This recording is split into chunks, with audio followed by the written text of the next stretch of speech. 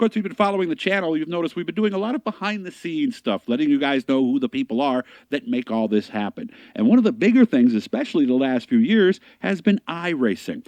If you're not familiar with it, and I know some of you are and some of you aren't, and some of you have various levels of experience with it, but there are a lot of serious folks out there. A lot of the races actually have announcers and officials and all that kind of stuff, and one of the better announcers in the game is somebody I was fortunate enough to call some races with back in 2020. Joe White is down in the barbecue capital of North Carolina. He's down in Lexington, and he has been announcing online racing since 2016. He does over 100 shows a year. He's that dedicated, and he loves it that much. He works with the Online Sim Racing Network, so let's head on down to barbecue country. Joe White is with us right now. Joe, how you doing, man? Hey, doing pretty good. How you doing, Doug? Doing very well. I haven't talked to you in a while. How was the holiday? Everybody have a good time? You and the kids all have a nice time? Man, yeah, you know, they loved it. I loved it. So my wife was off, so that was a good thing. Nice. So you have races tonight or no? Not tonight. I got one Wednesday, Thursday. Actually, I got two Thursday and a big one on Friday. I'm off on Saturdays normally, and then my Sunday one is off right now until January 15th, and they'll kick back up then. Gotcha. So how did you find your way into this in the first place? Were you always an online racer, or what? How did this happen? Yeah, I mean, yeah, I've been, you know, I'm gonna tell my age in a minute. It's kind of funny because I've been in with it since all the way back in like the early '90s, back when, you know, everybody talks about Papyrus, and they always talk about 2003. Mm-hmm. Well, I remember when Papyrus came out in '94. Okay, so it was before the online aspect of it. And then you got the Indy 500, but. I mean, yes, I came from the console side, jumped over a buddy of mine and said, try iRacing. I said, all right. So I got involved with a league, and the league was Extreme Motorsports, and raced with them for a while, and they were broadcasting. I thought, well, that's cool. And I'd always been interested in broadcast stuff because I did an internship at a local news station when I was younger, and loved camera work, stuff like that. I thought it was the coolest thing in the world. I said, man, it's like TV. I was like, that's awesome. I said, I'd love to do that, you know, and I'd already been streaming. I knew how to stream and stuff like that. And I talked to the owner of the league, and unfortunately, he was having a little trouble, you know, with the broadcast stuff. He wanted to, you know, have some of his other series done. And I said, well, I don't think I got the voice for it. I'll be honest with you, Doug. At first, I thought, look, I'm a Southern guy, and I listen to some of these guys. And I said, look, I don't think I got the voice for it. Still, he said, no, just try it. And see, the guy that ran that league, he actually did ETV, which was basically like where Race Spot is now today. And so he knew the back ends of stuff. So he got me the software. He got me everything. I spent like 2 or 3 months setting all that stuff up. And I officially say my first race was around, I think it was like about December the 1st of 2016, November 2016. And we did a lot of test races and stuff. And it kind of went on, you know, and I still say today, my style's different. I mean, because I started with that league. Then the next thing I know, I got other leagues coming up. Hey, you want to do ours? You want to do ours? The next day, it just blew up. And it is here today. And I look at having fun.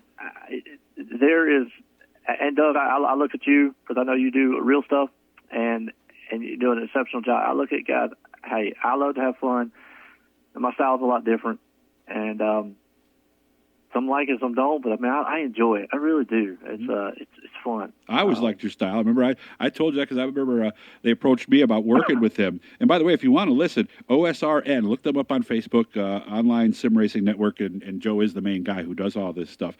What I was surprised at, because they wanted me to do kind of what you were doing, to switch the cameras and do the producing end while announcing. Right. Man, that's like doing 2 totally different things. I don't know how you do it, man. I really don't.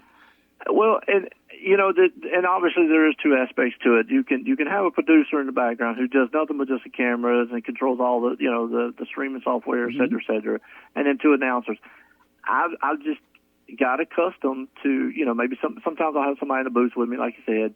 Sometimes I'll do them solo, and I just became accustomed to running the cameras and doing it all. And I don't know. And I'm not the only one that does it that way. I mean, there's many others that do, but most of mine are done that way, and it's a joy.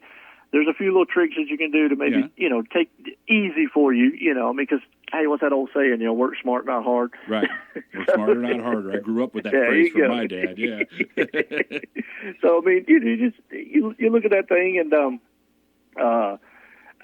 I enjoy running it that way, but I have done some, like, I don't know if you know McConey Setup Shop, Jeff McConey. Oh, yes. Well, I worked with him.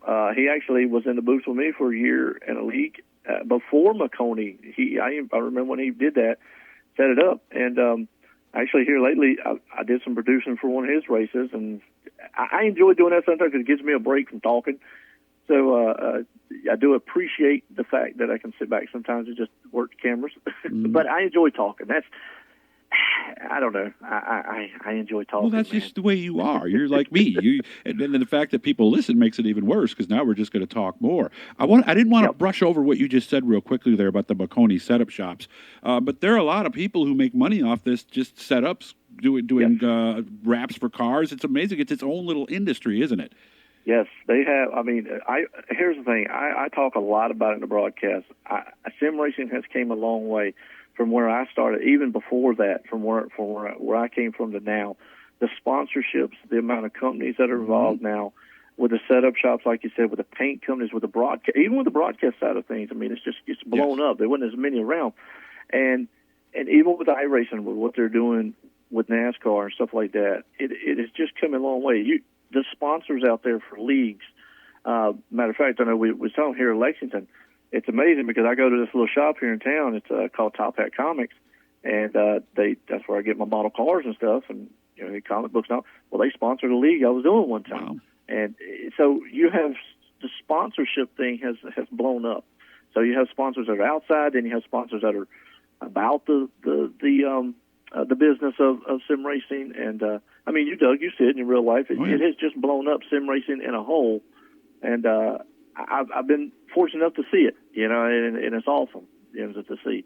How did the pandemic? Because it seemed to me that when the pandemic and everybody was staying at home, that was the big thing that took iRacing from one place and put it in a totally different place. Is that true? It did. 2020. It did. Yeah, that you're right. I mean, that is probably the biggest jump, because that's when NASCAR jumped on board, right? And then we saw the first time ever on TV the big races, and it put sim racing on a different level. Not just iRacing, but in a whole. But iRacing is the main one there. Mm-hmm. But you're right. That 2020 really, even though it was a bad year, it was a good year for sim racing. Yeah, because when you saw the NASCAR stars doing this, I mean, talk about legitimacy, bam, just like that for iRacing, right? Mm-hmm. Yep. Now, you talk about, and that's something else there, Doug. Me doing this, I've had the pleasure, one, like working with a guy like you. I never would have been able to work with a gentleman that actually does it. I've been able to work with, like, Ben Shelton. Don't know if you're familiar with him. He does NBC and whatnot. And I've actually had in races, I've gotten to talk to, like, Chase Briscoe, Denny Hamlin, a lot of drivers. Ron Capps running leagues have done it. So, I didn't know that. Yeah, there is a lot of I've been able to do over the years and see, and it's amazing. And in dirt, I know dirt is your forte, and that's kind of new to iRacing. Matter of fact, I started broadcasting before the dirt was on iRacing, so I have to get up to speed. And I know you've helped me out, and a lot of other people out there have helped me out get up to speed. And I'm a NASCAR guy, so. Well, you're in North Carolina. You're right there. Yeah. Be something if you weren't a NASCAR guy. Only got about a minute left, Joe. Did you ever want to? And do you think you might ever be able to do it for real? Do you even have any plans to even attempt something like that? I would have loved to at this age with some of my health and issues. No, probably not. So iRacing, iRacing at this point has gave me the platform to be able to do something that I never thought I'd be able to do. Make sure you listen to them again. OSRN. Make sure to look them up. They have a link right on Facebook, don't they, Joe? They do. Yep. All right, so just like that, guys, and you can listen to Joe. And and the nice thing is, if you're following it too, you can actually log in, make a comment, and all that kind of stuff. So, but I would love to work with you again someday, Joe. And maybe if something works out, we'll get together, and maybe you and I can call a real race. Not that it's not, you know what I mean, But but I'm glad you're doing well, and I appreciate your time, man. And I hope you guys go check Joe out. Thanks, man. I really appreciate it, man. Thank you. Hit the blue E, hit the subscribe, turn on those notifications and all that good stuff. And again, you got to check this guy out. He does a heck of a job. He says his style is different. I really like it. I hope you guys do too.